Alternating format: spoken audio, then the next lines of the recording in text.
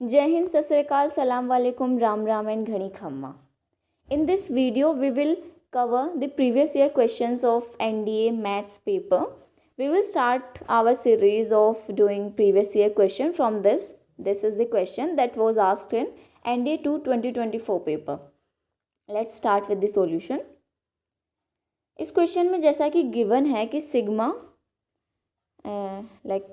Question में given है sigma x आई का स्क्वायर और आई यहाँ से 1 से लेके 9 तक जा रहा है, that is equal to 855. So पहले तो इसी बात को नोट कर लेते हैं. Sigma x i square that is equal to 8 5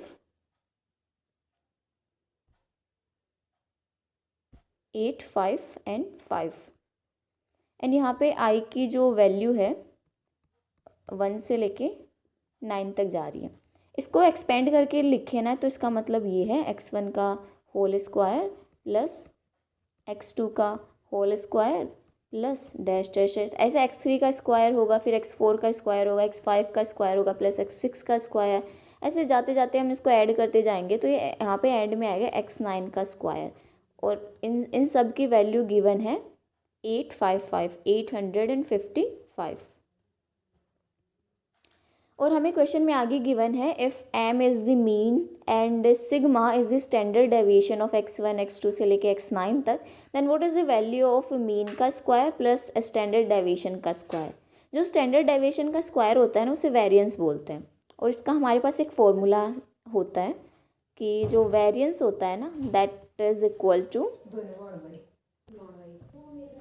sigma का स्क्वायर. ये वेरिएंस होता है. जैसे कि हमने इसका एक फॉर्मूला होता है बेसिकली, वो फॉर्मूला लिख लो पहले. सिग्मा एक्स आई का स्क्वायर अपॉन में एन माइनस में मीन का स्क्वायर. ये एक्स, इसको मीन को हम एक्स बार से डिनोट करते हैं पर्टिकुलरली, मीन का स्क्वायर.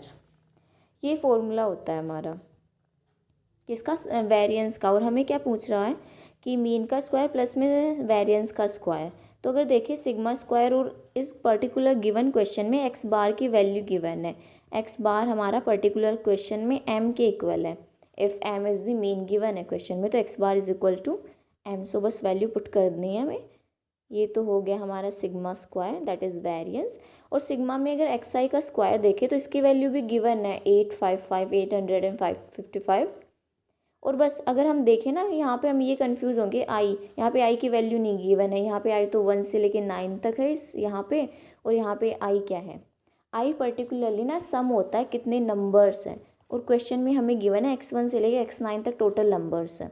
तो इस यहाँ पे इसका मतलब ये ही होगा x1 का स्क्वायर प्लस x2 का whole square plus dash dash dash xn का स्क्वायर. xn लास्ट टर्म होगी हमारे पर्टिकुलर क्वेश्चन में. लास्ट टर्म x9 है, सम में भी 9 तक ही जा रहा है. तो सिग्मा में एक्स आई का होल स्क्वायर इसकी वैल्यू हमें गिवन है दैट इज़ 855 अपॉन में एन. नंबर ऑफ एन होता है कितनी टर्म्स है, लाइक x1 से लेके x9 तक कितनी टर्म है.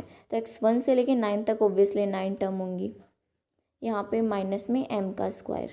अब m को ना इधर लेके आ सकते हैं हम. ये बन जाएगा हमारा सिग्मा स्क्वायर प्लस में m का square that is equal to 855 upon में 9. अब अगर इसको हम डिवाइड करेंगे, देखो 3 से ही काट के देख लेते हैं पहले. 3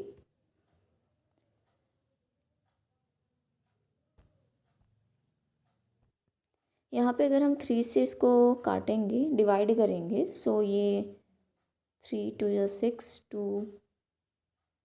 285 यस 285. फर्दर ये 3 से अगेन डिवाइड हो रहा है तो further 9 27 and then it is 95 yes. तो गिवन क्वेश्चन का जो हमारा आंसर आया दैट इज़ 95. मतलब वेरिएंस का स्क्वायर प्लस में मीन का square that is equal to 95. और अगर हम पेपर की बात करें तो पेपर में बी आंसर था, बी ऑप्शन था. तो इस क्वेश्चन का आंसर हो जाएगा बी. मैंने यहाँ पे ऑप्शन नहीं लिखे बिकॉज इतना स्पेस नहीं था. तो 95 is the correct answer. Now let us move forward to the another question. This is also asked in in the ND2 2024 paper. The question is, the mean of the series x1 x2 से लेके xn is x bar. If xn is replaced by k, then what is the new mean? पहले mean का formula लिख लेते हैं. Mean यहाँ पे given x बार है तो वही लिख देते हैं. मीन क्या होता है? मीन होता है हमारा सम अपॉन में नंबर ऑफ टर्म्स को लेट्स से n से रिप्रेजेंट कर देते हैं. गिवन क्वेश्चन में ये n ही है. अब हम सेम चीज़ अप्लाई करेंगे to find the new mean. हमें न्यू मीन फाइंड करने के लिए क्या क्या चाहिए? न्यू मीन फाइंड करने के लिए हमें एक नया सम चाहिए, टर्म्स का न्यू सम अपॉन में नंबर ऑफ टर्म्स. देखें ना, नंबर ऑफ टर्म्स सेम रहेंगी. अगर हम क्वेश्चन को ठीक से पढ़े, इफ xn इज रिप्लेस्ड, कोई टर्म कम नहीं की गई है, रिप्लेस की गई है, तो नंबर ऑफ टर्म यहाँ पे सेम रहेंगी. अब हमें बस हमारा फंडा अटक रहा है न्यू सम निकालने पे. न्यू सम कैसे निकालेंगे? पहले पुराना वाला सम देखते हैं, और पुराना वाला सम हम यहाँ से निकालेंगे. पुराना वाला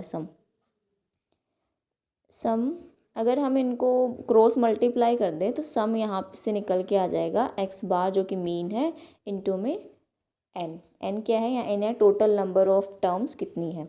ये हमारा पुराना वाला सम आ गया. अगर नया वाला सम देखें, न्यू सम वो इक्वल होगा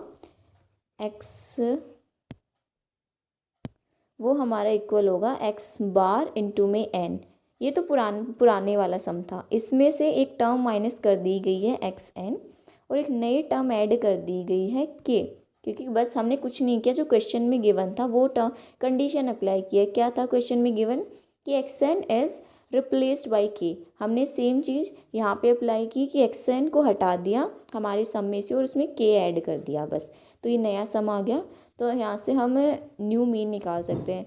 x बार के आगे n लिख के n का मतलब बस सिंपल है नया वाला mean, that is equal to नया वाला सम x बार अपॉन में n माइनस में xn प्लस k अपॉन में नंबर ऑफ टर्म्स आप बोल सकते हो, दैट इज n. ये हमारा आंसर हो गया दिस क्वेश्चन का. और PYQ के अंदर, पेपर के अंदर, इसके अंदर डी ऑप्शन था, तो हमारा क्वेश्चन के हिसाब से, ऑप्शंस के हिसाब से डी आंसर हो गया इसका. सो आज के लिए इतना ही. In the next video I will try to bring some more question and try to explain and to give the answer of more questions.